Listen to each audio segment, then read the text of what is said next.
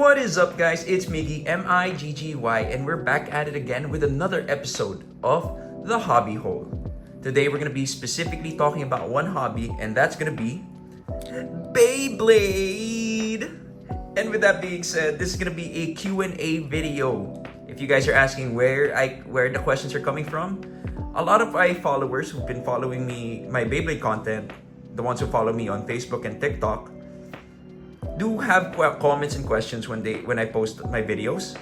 So if you guys have any Q&A questions, how build suggestions and whatnot, feel free to comment them down below. And if you want to be more up to date with the content I make about Beyblade, check out the social media links down in the description below.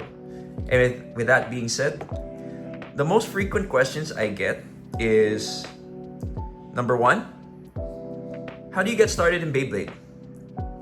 So to get started in Beyblade, basically just buy yourself a set. Look for a community around your area. It's pretty big here in Southeast Asia, specifically where I'm from, the Philippines. Beyblade X is a very competitive hobby, but it does not mean that not everyone can join. So there are still casual goers, but there are people who also do this full time, either tournament direction or running their own hobby shop. Beyblade here in the Philippines is very competitive, but it's a casual thing to get into because, again, it is a hobby. So just buy yourself a few sets, join the communities, join locals, and there you have it. That's how you get started in Beyblade X. Next question is, since a lot of people are very intimidated by getting into a somewhat competitive hobby, they want to be as cost effective as they can. So these people usually ask, if I'm gonna start and I want to be competitive, or I want to be smart about how much I spend, what are the sets I should get? Honestly, with our current meta, 2 sets come into mind, and I'll show you guys real quick what those are. The first one would be, it's a bit outdated, but the UX set customized set. So here you get 4 blades, 3 ratchets, and several bits. So in the format, or the competitive format here in the Philippines, we do 3G, which is basically you have 3 Beyblades with no repeating parts. And this Beyblade set is for you. This is assuming you guys already have a launcher. So if you don't have a launcher yet, I suggest you get yourself an Impact Drake set or possibly a Phoenix Wing set. Though mind you, these are string launchers. So if you're more on the ripcord or the winder launcher, do check the other options such as Dran Buster and maybe possibly Silver Wolf. But the one I'm highlighting right now would be the UX10 customized set. Again, this is the most cost-efficient way to get into the competitive Beyblade scene. Because let's look at the rundown. Basically with this, you have 1 meta Beyblade. Actually 2. This is Tyranno Beat is a pretty A-tier blade, very heavy, good for smash attacks. And you have your Nightmail. So assuming you guys got one of the competitive sets, that's already 2 out of the 3 for the 3G. Next up, if we're looking at the ratchets, the 770 and the 160 are pretty meta viable right now. Even though this is a year old, almost one of the early sets released, the parts and pieces you get from the UX10 remain meta relevant because you still have your rush, you still have your ball, and you still have your point. So if you get lucky and you find this lying around the toy store, go ahead and grab it for yourself because this is what I'd say is the best way to get into the competitive Beyblade scene. Again, this is the UX10 customized set. Moving on to the very meta heavy or very meta specific, we're looking at the latest release, UX15 Shark Scale deck set. I know this is a hard to find set right now, but if you wanted to get into the Beyblade competitive scene real quick, Shark Scale is SS tier. It's one of the most overpowered blades right now. People have yet to figure out how to address the shark issue, but yeah. Aside from the Shark Scale, of course, this is the next deck set I would recommend because of the bits and parts. So for one, you get shark scale. Of course, you still get shark scale. The 450 ratchet is pretty good, and under flat is pretty decent, though it's not as played as often. Next up is your Tyranno Rar. Tyranno Rar is a mirror, or sorry, an echo or a somewhat similar shaped blade as the Phoenix Wing. So it's as if you bought yourself a Phoenix Wing as well. On a very good 170 ratchet. 170 ratchets are pretty hard to come by. I think this is the only set that has it right now. And with this comboed with the shark scale and a kick or a meta bit, pretty much makes shark scale very unstoppable. And of course, you get level, one of the best offensive bits out there. Next, moving on, or next in the deck set, you have your Hell's Brave. Though CX is not really as prevalent nowadays, Hell's Brave is a very good intro to what a CX Beyblade is. You get a cool looking chip, lock chip. The Brave blade is pretty decent, and I have to check. I'm not sure what the assist blade here is. Oh, it's Jaggy.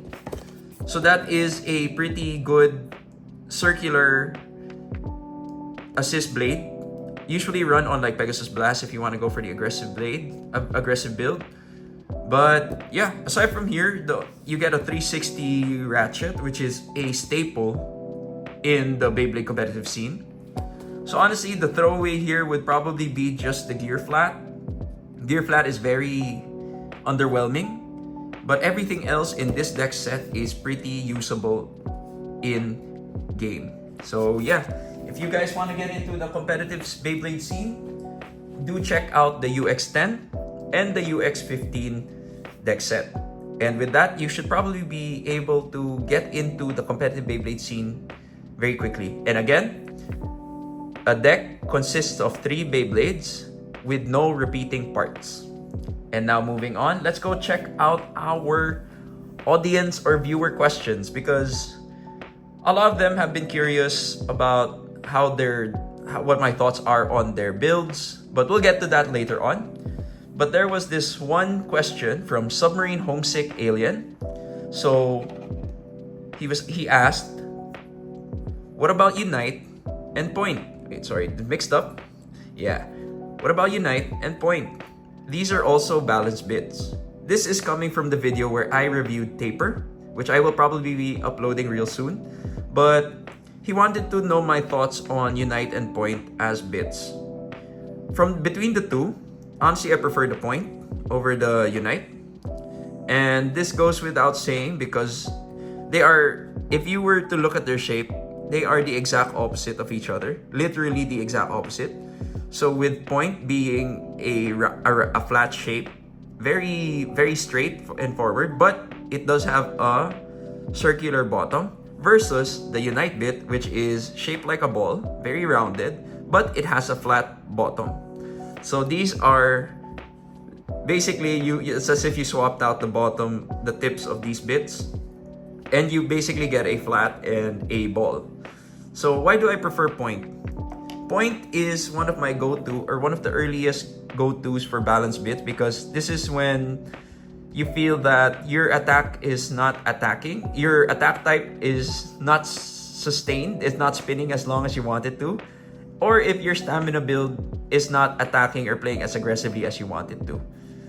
This is the 50-50 balance bit, and Point is, give or take, one of the most used still, though it got overtaken by Kick, one of the most used balance bits in the current meta. Though we don't see it as often because, again, Kick has started to take over the balance bit space. Moving on, this is going to be the Unite bit. Unite is a very strong bit. Don't get me wrong, this is a pretty strong bit. The issue is it's super strong. It can spin like crazy. It can be aggressive as much as an attack type. The difference here is the trade-off. A lot of people do not use Unite because it has a high chance of self-KO. So what do I mean by that? If your launch tech is wrong by just a few millimeters, chances are you're gonna self KO. You're gonna put yourself in a pocket. You're gonna put yourself get through that extreme hole. So that's why a lot of people, though they do like how strong or how viable Unite is, the effectivity of this bit is solely reliant on launch technique. So if you don't know the launch technique for Unite, chances are you're not gonna have a fun time. And let's check if there are any more questions. Oh, okay. That would be the three questions that we have before we start rating the deck builds. So again, how do you get into the competitive scene? Basically, you buy your Beyblades, you find a community, and you join the locals. Again, 3G, 3 Beyblades, no repeating parts. Number 2, what are the most cost-effective ways to get into the competitive side of Beyblade X? That is by getting yourself a UX10 customized set or a UX15 Shark Scale deck set. So those are our only questions for this episode of Hobby Hole. So with that being said, let's go into breaking down your builds. So the first one is by Chance. He asked, is his combo any good? And if we're looking at it, that is a Dran Buster on a low rush, and I believe this is a 160. So right off the bat, 160 on Dran Buster, that's stock, that's decent, that's good. With the low rush though, honestly, I like it. I like low rush, but I still prefer rush. But the launch technique here for Dran Buster, a lot of people think that they have to tilt, but my preference is you have to launch Dran Buster flat to utilize that asymmetrical shape and to have that sharp tip. Really lean towards that ratchet. When you're doing an angled pattern, chances are you're gonna end up scraping the stadium, or you're gonna knock yourself off and you're not gonna be able to unlatch that bit. So really, when you're launching this Dran Buster on 160 low rush, you want to launch it flat, and you want to make sure that you're targeting the enemy or your opponent's ratchet. So do I want to give it a numerical number? I find out of 5, I guess I give it a 3.5. 3.5 because it's the stock combo. The only thing you changed was the low rush. So in terms of creativity, yeah. But in terms of viability, it's pretty viable. But you have to learn the launch technique to utilize Dran Buster 160 on low rush. Moving on, we have Tomsky saying, can you rate mine? Emperor Brave Heavy 660 low rush. So Emperor is that new waffle, that new lock chip with a waffle. So they call it the waffle set because of how the Beyblade is shaped. But Emperor is a metal lock chip, so you know it's gonna be heavy. Brave is from the Dran Brave set. This is a very attack coded blade. So it's somewhat modified Dran Buster shape. Sorry, not Dran Buster, Dran Sword shape because it has 3 sides. And on heavy, the assist blade, which is, it also has metal on 2 sides. So CX Beyblades do have to run a 60 ratchet because of how tall they end up being. And with a low rush, that minus 10 millimeter height allows you to have a more or less match up your size and shape with the normal UX and BX Beyblades. So it's a very heavy blade, a very heavy attack blade on low rush.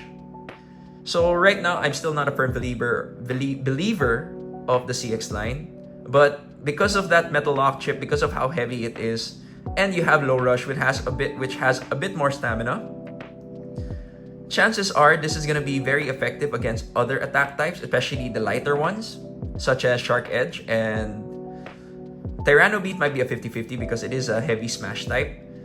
But with the shape and the choice, it's as if you're trying to make a balanced attack type. But I suggest you go lean towards a heavier attack Beyblade. So maybe replace the heavy with a Jaggy, possibly, or a Slash. But then again, Jaggy would probably be the best, or heavy. Heavy is okay, but you're leaning towards trying to be heavy, but you're also sacrificing the sharp edges for an attack type. So probably we'll be looking at this as a 3 out of 5 for me, because if you could adjust it to a way that you decide that this is going to be an all-attack CX Beyblade, it's probably going to be a 4. But as of now, still not a believer of CX. Emperor Brave Heavy 660 Low Rush for me is a 3 out of 5. And then next up, the Schlog, also running a CX Beyblade. Could you rate my favorite combo? It's Emperor Hunt Dual on 560 Gear Needle. So right off the bat, you know this guy is a defense type lover. If this is his favorite Beyblade, it's Emperor Hunt on Dual. Dual is a somewhat balanced type assist blade, with Hunt being a very rounded shape, and with Emperor being a heavy lock chip. You know, this build, sorry for the stutter, this build is meant to take hits on 560, and it's a rounded ratchet as well. Though hopefully he's running a 560 ratchet, because a Hasbro 560 ratchet, because we know that 560 ratchets are often very loose if it comes from the other production company or producer or manufacturer, sorry. So my only change here would probably be maybe not the dual, maybe change it to heavy. So it's gonna be Emperor Hunt Heavy, and probably a 760 would be good, and Gear Needle. But I like the concept of this heavy Beyblade. I like this concept of trying to make defense work, because it should work, because CX is meant to be heavy, meant to withstand hits. So with this build, maybe change the dual to heavy, change your ratchet to a 760, and I do want to see how Gear Needle performs in this build. So I'm gonna give it a 4 out of 5. So that is, I do believe those are the only blades that we have in question or to be rated. Again, if you guys have any questions or you have any submissions, build submissions you want to review, feel free to drop them in the comments down below. And I think that pretty much wraps up our first episode of Q&A for Beyblade here in Hobby Hole. Again, this is Miggy, M-I-G-G-Y. If you guys have any questions, feel free to drop them down in the comments down below. If you guys want to stay updated with more hobby content, check my social media links down in the description. And if you want to stay posted here, feel free to subscribe. Again, it's Miggy, and I'll catch you guys next time.